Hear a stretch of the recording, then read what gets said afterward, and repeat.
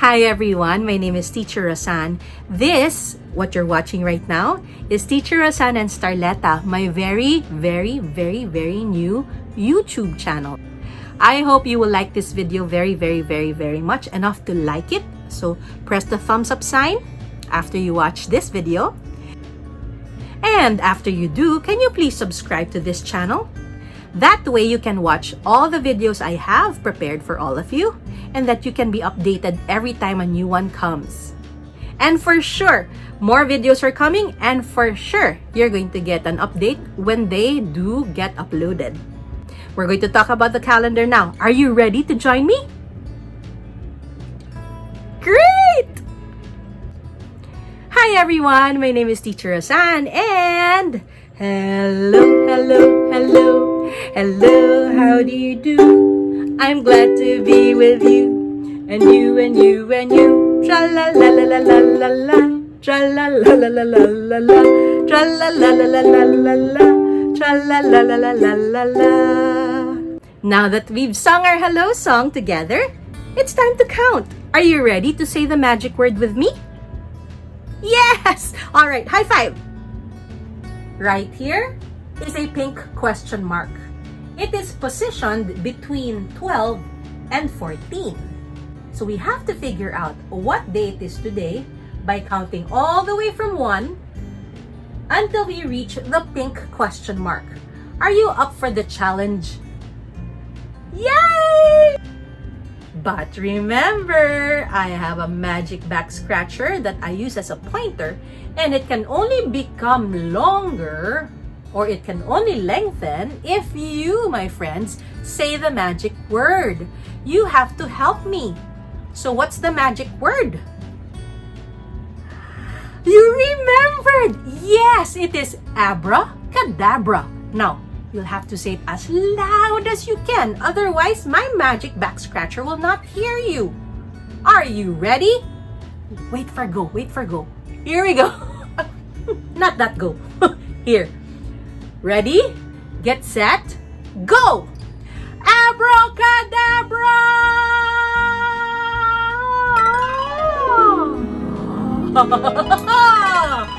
Look at that. Look at that! It is now much longer than before. And I may use it to point to numbers that are far away. So here we go. Let's begin counting. 1, 2, 3, 4, 5, 6, 7, 8, 9, 10, 11, 12. What? What number comes after 12? 13! 13 is the number we are looking for. Let's check if you guys are correct. Yes, you are! 1 and 3 do say 13. I have something different for all of us today. Instead of writing 13, I would like you to help me trace the number 13 that's on my yellow board. And in doing so, I will erase the magic marker from it. Watch. Watch what happens when I use my finger to erase the number 13 as it was written. You write the number 1 this way. Oh. And then, right beside it, you write the number 3. But we are going to erase it by following the path of the number.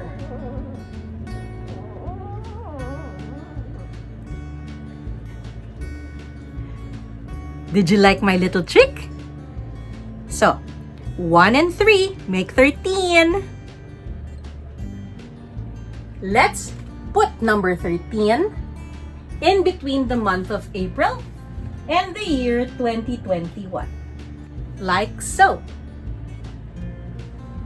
Now, from this empty spot, I'm going to make my fingers wiggle, and hit this letter.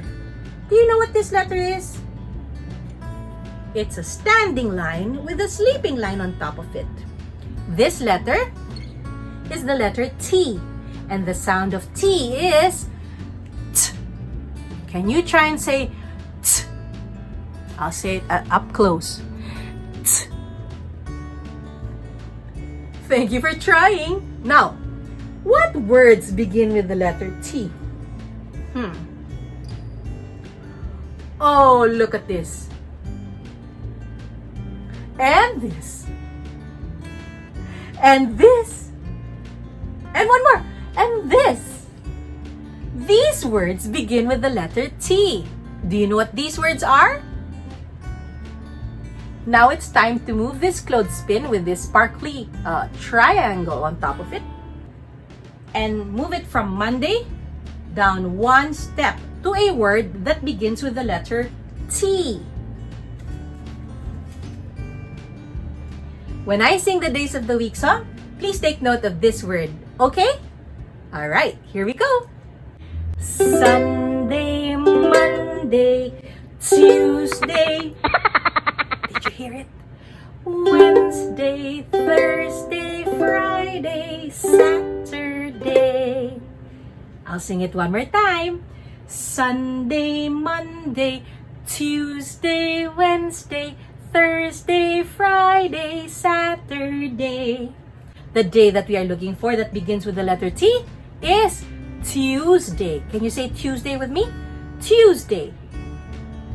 Yes! Nice one. Remember my sliding card? Let's make sure that the words today is are right beside the word Tuesday. Let's review and remember what yesterday was. Yesterday was Monday. Today is Tuesday. And tomorrow will be Wednesday. There you are.